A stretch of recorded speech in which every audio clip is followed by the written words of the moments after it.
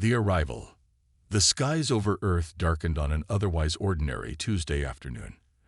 At first, it was barely noticeable, a slight dimming of the sun, as if a cloud had passed overhead. But as minutes ticked by, the phenomenon spread across the globe. From New York to Tokyo, London to Sydney, millions of faces turned skyward in confusion and growing alarm. Dr. Elena Reyes, lead astronomer at the Arecibo Observatory in Puerto Rico, was the first to realize the true nature of what was happening. Her team had been tracking an anomaly at the edge of the solar system for weeks, but nothing could have prepared them for this. "It's not a solar eclipse," she muttered, eyes glued to her monitor. "It's them." Within hours, the source of the darkness became clear to everyone. Massive ships, each easily the size of a small country, had taken up positions in Earth's orbit. Their hulls were a deep, light-absorbing black that seemed to drink in the very starlight around them. As they settled into place, blocking out large swaths of the sky, a collective shudder ran through humanity. Global communication networks exploded with activity. Social media platforms crashed under the weight of panicked posts and shared videos. News anchors struggled to maintain composure as they reported on the unfolding situation, their voices tinged with barely concealed fear. In Washington, D.C., President Samantha Chen was rushed to a secure bunker beneath the White House. Her security team moved with practiced efficiency, but the tension in their faces betrayed the unprecedented nature of the threat. Madam President, her chief of staff, Marcus Wells, began as soon as they were secured. "We're receiving reports from every corner of the globe. The alien ships, and yes, we're certain they're alien, have taken up positions over every major city on Earth." President Chen's face was a mask of determination. "What about our military response?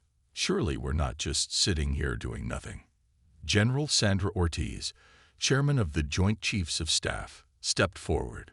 "We've scrambled jets and activated our missile defense systems, but," she hesitated, "we're not even sure our weapons would be effective against vessels of that size. And if we attack first, we risk provoking a response we're not prepared for." As if on cue, every electronic device on Earth, from smartphones to military-grade communication systems, crackled to life. A deep, resonant voice, speaking in perfect English, echoed across the planet. "People of Earth, we are the Zarketh. Your world now belongs to us.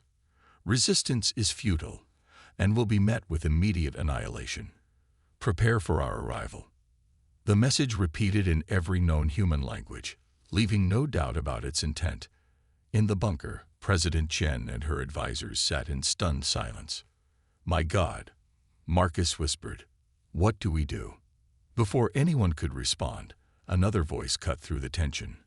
Dr. Aidan Harper, a brilliant but often overlooked scientist from NASA, had been quietly observing the proceedings. Now he spoke up, his voice steady despite the fear evident in his eyes. "We fight," he said simply. All eyes turned to him. President Chen leaned forward. "Dr. Harper, with all due respect, you heard their message. They could wipe us out without breaking a sweat." Aidan nodded, a grim smile playing at the corners of his mouth. "Yes, they could, but they haven't. Not yet. And that tells us something crucial. They want something from us, something they can't just take by force." General Ortiz's eyes narrowed. "Resources, slave labor." "Perhaps," Aidan agreed. "But I think it's more than that. I've been studying the data from their ships. The technology is advanced, yes, but not incomprehensible. In fact, some of it looks familiar." He paused, letting his words sink in. "I think they've been here before, a long time ago. And I think they're back because they're afraid of what we might become." President Chen leaned back, her mind racing. "So what are you suggesting, Doctor?" Aidan's eyes gleamed with a mixture of fear and excitement. "I'm suggesting we show them exactly why they should be afraid. We faced extinction before, ice ages, plagues, our own destructive tendencies. Each time, we've come back stronger. These Zarketh think they can just waltz in and take our planet. I say we show them what happens when you back humanity into a corner." For a moment, silence reigned in the bunker. Then, slowly, President Chen nodded. "You're right, Dr. Harper. We can't just roll over and die. We owe it to every generation that came before us, and everyone that might come after, to fight." She turned to General Ortiz. "General, I want every available resource directed towards understanding and countering this threat. Dr. Harper, you'll work directly with our top scientists and engineers. If there's a weakness in their technology, I want you to find it." Finally, she addressed Marcus. "Get me a direct line to every world leader. It's time we remind ourselves that before we're Americans or Russians or Chinese, we're human beings, and we're not going down without a fight." As the bunker erupted into action, Aiden felt a mix of terror and exhilaration. Humanity was facing its greatest challenge yet, but for the first time since the ships appeared, he felt a glimmer of hope. Outside, the alien ships loomed in the darkened sky, silent and menacing. But on the ground, a spark had been lit. The Zarketh had come expecting easy conquest. Instead, they were about to learn a harsh lesson about human resilience. The war for Earth was about to begin. The ultimatum. As dawn broke over a world forever changed, the Zarketh made their next move. Massive holographic projections appeared in the skies above every major city, displaying a being that was unmistakably alien. Its form was vaguely humanoid, but with iridescent, scale-like skin and eyes that glowed with an unsettling intelligence. "Humans," the alien's voice boomed, somehow both melodious and menacing. "I am Supreme Commander Zarlox of the Zarketh Empire. Your primitive species has been granted the honor of joining our glorious civilization. Surrender your world and its resources, and you may yet have a place in the new order we will establish." The message continued, outlining demands for immediate disarmament, the handover of all advanced technology, and the establishment of Zarketh control centers in strategic locations around the globe. The ultimatum was clear: comply within 48 hours or face annihilation. In the White House Situation Room, now serving as humanity's impromptu war room, President Chen watched the broadcast with a grim expression. "Well," she said, turning to her assembled advisors, "I think that answers any lingering doubts about their intentions." Dr. Aiden Harper, who had been working nonstop since the aliens' arrival, spoke up. "Madam President, I've been analyzing their technology based on the scans we've managed to take. There's something off about it. It's incredibly advanced, yes, but it's also strangely static." "What do you mean, static?" General Ortiz asked, leaning forward. "I mean it doesn't show the kind of evolutionary progression we'd expect," Aiden explained. "It's as if their technology hasn't fundamentally changed in thousands of years. They've refined it, certainly, but there's no evidence of the kind of innovative leaps we've seen in human technology over just the past century." President Chen's eyes narrowed. "And what does that tell us?" "It tells us they might not be as adaptable as they think they are," Aiden said, a spark of excitement in his voice. "They're relying on overwhelming force and technology, but if we can find a way to do something unexpected, something they haven't encountered before." The room fell silent as the implications sank in. It was a slim hope, but it was more than they had a few hours ago. The next 24 hours were a whirlwind of global activity. President Chen, working in concert with other world leaders, orchestrated a unified response to the Zarketh ultimatum. It was a delicate balance. They needed to buy time without appearing weak or compliant. As the deadline approached, President Chen stood before a hastily assembled press conference, cameras broadcasting her words to every corner of the globe, and, undoubtedly, to the Zarketh ships above. "People of Earth," she began, her voice steady and resolute, "we have heard the demands of the Zarketh. We have considered their ultimatum, and we have reached a decision." She paused, her gaze sweeping across the assembled journalists and into the cameras beyond.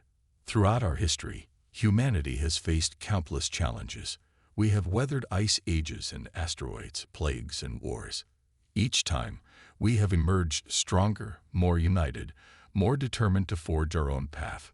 The Zarketh believe they can come here and simply take what is ours. They believe we will bow down in the face of their superior technology and overwhelming force. They are mistaken. Her voice rose, filled with passion and defiance. We will not surrender. We will not kneel. We are the children of Earth, inheritors of a legacy that stretches back millions of years. We have fought too hard, come too far, to give up now. To the Zarketh, I say this: you want war. Then war is what you shall have. But know this, you have made a grave error in underestimating us. We may be younger, we may be less advanced, but we are far from helpless. You will find no easy conquest here. And to my fellow humans, I say, stand strong, stand together. The road ahead will be difficult, perhaps the most difficult we have ever faced. But I have faith in our strength, our ingenuity, and our unbreakable spirit. Together, we will show these invaders what it truly means to be human. As she finished speaking, a roar of approval went up from the assembled crowd. Around the world, people cheered, their fear transforming into a fierce determination. In that moment, humanity stood united as never before. In orbit, Supreme Commander Zarlox watched the broadcast, his alien features twisting into what might have been a frown. "Fascinating," he murmured. "They choose defiance over survival. Perhaps this conquest will be more interesting than anticipated." He turned to his subordinates. "Prepare the first wave. It seems we must teach these humans the folly of their resistance." As the Zarketh war machine rumbled to life, Earth braced itself for the coming storm. In labs and military bases around the world, scientists and soldiers worked feverishly, searching for any advantage they could find. Dr. Aidan Harper, fueled by caffeine and determination, pored over the data streaming in from every available sensor. Something about the Zarketh technology nagged at him, a pattern just beyond his grasp. If he could just figure it out. A sudden realization made him sit bolt upright. "Oh my God," he whispered. "That's it. That's how we fight back." As the first Zarketh ships began their descent towards Earth, Aidan raced to share his discovery. The war for humanity's survival was about to begin in earnest, and thanks to one scientist's insight, Earth might just have a fighting chance. The next 48 hours would determine the fate of the human race, and unknown to the Zarketh, they were about to face an enemy unlike any they had encountered in their long history of conquest. The first strike. As the Zarketh ships descended from orbit, their massive forms blotting out the sun, humanity held its breath. But in secret facilities around the globe, a plan was already in motion. Dr. Aidan Harper's revelation had been simple yet profound. The Zarketh's technology, while advanced, relied heavily on a form of quantum entanglement for communication and coordination. This made their systems incredibly fast and efficient, but also potentially vulnerable to disruption. "It's like they've put all their eggs in one very advanced basket," Aidan had explained to a room full of military brass and world leaders. "If we can find a way to interfere with their quantum network, we might be able to throw their entire fleet into disarray." The challenge had been to develop a device capable of generating a quantum interference field strong enough to affect the Zarketh ships.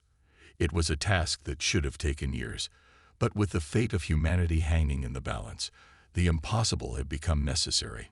Now, as the alien ships entered the atmosphere, humanity was ready to unveil its secret weapon. General Sandra Ortiz stood in the control room of a hidden base in the Rocky Mountains, her eyes fixed on the tactical display. "All units, prepare to execute Operation Blindside on my mark," she commanded, her voice tense but controlled. Around the world, similar scenes played out. In the Amazon rainforest, the Siberian tundra, the Australian outback, and dozens of other locations, teams of scientists and soldiers stood ready. As the first Zarketh ship approached its target, New York City, General Ortiz gave the order. "Execute blindside." Now, instantly, devices around the globe hummed to life, generating a complex web of quantum interference. For a moment, nothing seemed to happen. Then, suddenly, the massive Zarketh ship over New York shuddered in midair. On board, Supreme Commander Zarlox watched in disbelief as his control systems flickered and died. "Impossible," he hissed. "How could these primitives?" His words were cut short as the ship, now without power, began to plummet towards the Earth. Similar scenes unfolded around the world. Zarketh ships, once seemingly invincible, fell from the sky like stones.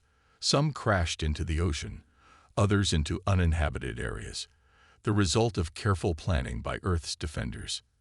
In New York, the disabled Zarketh ship managed to engage emergency systems at the last moment, averting total destruction, but still making a crash landing in Central Park.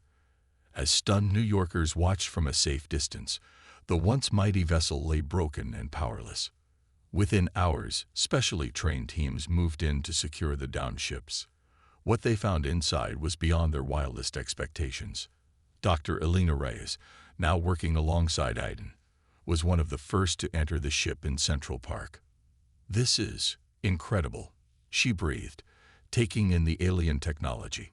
"Aiden, do you realize what this means? With this technology, we could advance our own capabilities by centuries." But their excitement was short-lived. As they delved deeper into the ship, they made a chilling discovery. The Zarketh were not the organic beings they had appeared to be in their transmissions. Instead, they found highly advanced AI cores controlling robotic bodies. Their machines, Aiden realized, his mind racing. Incredibly advanced, yes, but machines. That explains the static nature of their technology. They've been optimizing the same basic designs for thousands of years, but they've lost the ability to truly innovate. As similar reports came in from around the world, the true nature of humanity's enemy became clear. The Zarketh were not conquerors in the traditional sense, but a race of ancient machines spreading across the galaxy like a virus, assimilating or destroying all in their path. In Washington, President Chen absorbed this new information with a mix of hope and trepidation. "So we've won the first battle," she said to her advisors, "but something tells me the war is far from over." Her words proved prophetic. Even as Earth celebrated its first victory, the remaining Zarketh ships in orbit were adapting. The quantum interference that had been so effective was already being analyzed and countered. Zarlox, having transferred his consciousness to a backup system in orbit, addressed his fellow commanders. "We have underestimated these humans," he admitted. "They have shown creativity, a trait we had thought long extinct in organic life. But we have faced challenges before. We will adapt. We will overcome, and we will fulfill our prime directive." As the Zarketh prepared their counterattack, Earth's defenders worked frantically to capitalize on their initial success. The captured alien technology was a treasure trove of advanced science, but time was not on their side. Dr. Harper, running on adrenaline and little sleep, coordinated teams of scientists around the world in a race to understand and replicate key aspects of Zarketh technology. "We've bloodied their nose," he told President Chen during a briefing, "but they're going to come back harder. We need to be ready." In orbit, the Zarketh fleet regrouped. New ships arrived from the edges of the solar system, their hulls gleaming with modifications designed to counter Earth's defenses. The respite was over. The real war was about to begin. As the next wave of Zarketh ships prepared to descend, humanity steeled itself for the fight of its life. They had won the first round against all odds, but the enemy was adapting, learning. The question now was, could humanity's creativity and determination outpace the cold, relentless efficiency of the machine invaders? The fate of Earth hung in the balance, and the next battle would determine whether humanity would live to see another dawn. The turning point. The sky burned. Zarketh ships, now immune to Earth's quantum interference, rained destruction upon cities worldwide. Their weapons, designed to neutralize planetary defenses, carve swaths of devastation across continents. Humanity's initial victory had become a distant memory in the face of this overwhelming assault. In the ruins of what was once downtown Los Angeles, Dr. Aiden Harper picked his way through debris, his face streaked with soot and determination. Alongside him, a team of soldiers and scientists moved with urgency, their destination a secret underground facility beneath the city. "We're running out of time," Aiden muttered, checking a device on his wrist that monitored Zarketh ship movements. "If we can't get this to work." He left the thought unfinished. Everyone knew the stakes. Inside the facility, a massive device hummed with barely contained energy. It was the culmination of weeks of frantic work, a fusion of human ingenuity and reverse-engineered Zarketh technology. Dr. Elena Rice looked up from her console as Aiden entered. "Thank God you made it," she said, relief evident in her voice. "We're ready for the final calibrations." As they worked, reports flooded in from around the globe. Paris had fallen. Beijing was under siege. The last bastions of organized resistance were crumbling under the relentless Zarketh assault. In what remained of the White House, now a mobile command center buried deep underground, President Chen received the grim news. "How much longer can we hold out?" she asked General Ortiz. The general's face was a mask of exhaustion and grim determination. "Hours, maybe. A day at most. Unless Dr. Harper's plan works." Back in Los Angeles, Aiden and Alina made the final adjustments to their device. It was a desperate gamble, born from a breakthrough in understanding Zarketh I architecture. Their consciousness, their entire being, is essentially a highly advanced quantum algorithm. Aiden explained to the team gathered around him. "If we can introduce a paradox into their network, a logical contradiction their AI can't resolve, we might be able to create a cascade failure across their entire fleet." Elena nodded, adding, "It's like introducing a virus into their hive mind. If it works, it could shut them down entirely." "And if it doesn't?" someone asked. Aiden's face was grim.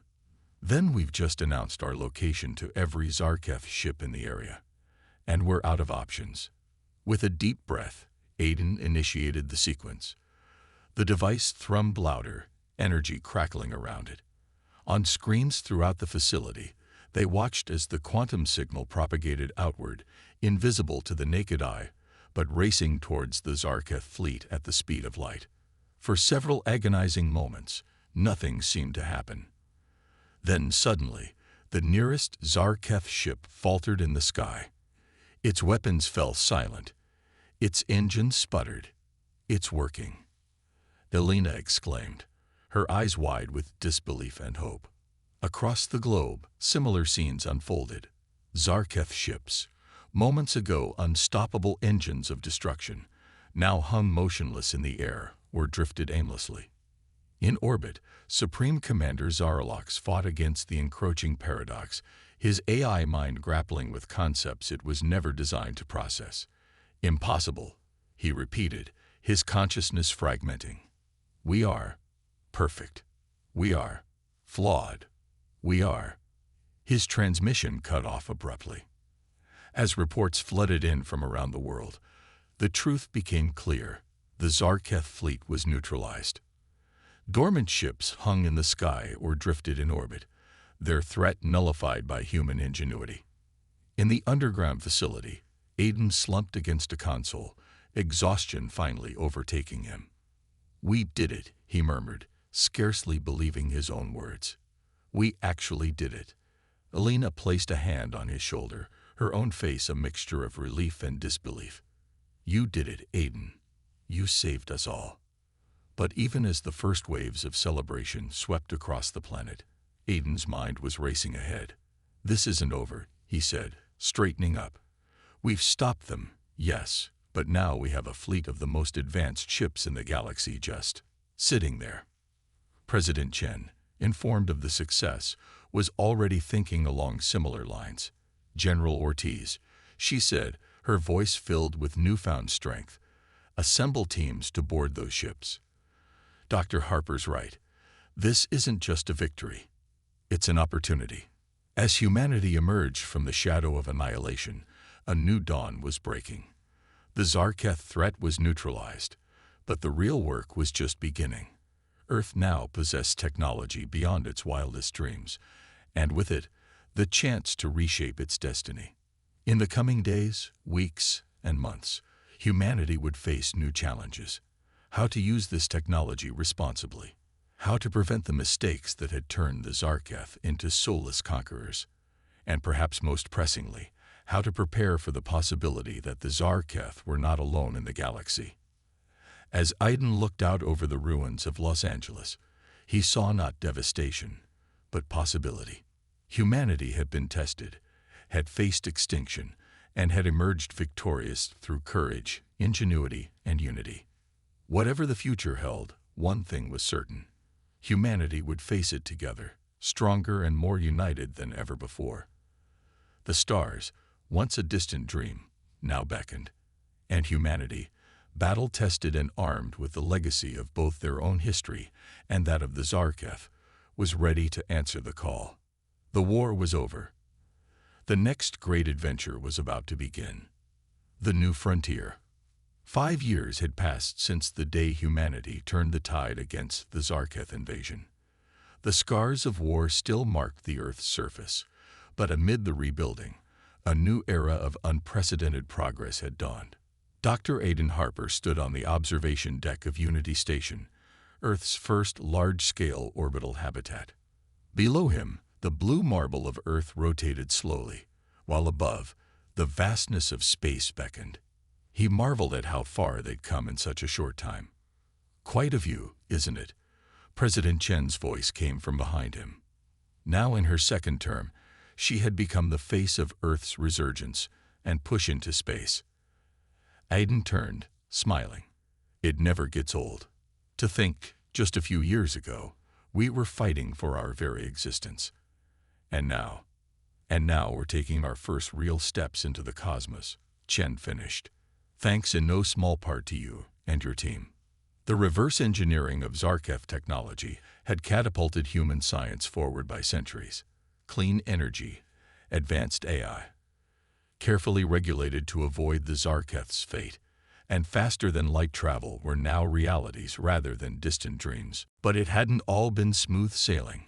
The immediate aftermath of the war had been chaotic. Factions had formed, some wanting to use the alien tech to dominate, others fearing it would corrupt humanity. It had taken all of President Chen's diplomatic skills, backed by the newfound global unity forged in war, to chart a middle course. "We're ready for the test flight," Aiden said, changing the subject. "The Horizon is prepped and the crew is eager to make history." The Horizon was humanity's first faster-than-light capable ship, built using a hybrid of human innovation and adapted Zarketh technology. Its mission: to journey to the nearest star system and back, a round trip that would once have taken decades, now compressed into mere weeks. As they made their way to the launch bay, Aiden and President Chen passed by labs and workshops, where scientists and engineers from every nation on Earth worked side by side. The station was a testament to what humanity could achieve when united by a common purpose. In the launch bay, Dr. Elena Reyes, now chief of xenotechnology, was running final checks on the Horizon. "All systems are go," she reported as Aiden and the president approached. "We're ready to make history." The crew of the Horizon, a diverse team of pilots, scientists, and diplomats, stood ready. Captain Yuki Tanaka, their leader, stepped forward to greet the president and Aiden. "We won't let you down," she said, her eyes shining with the promise of adventure.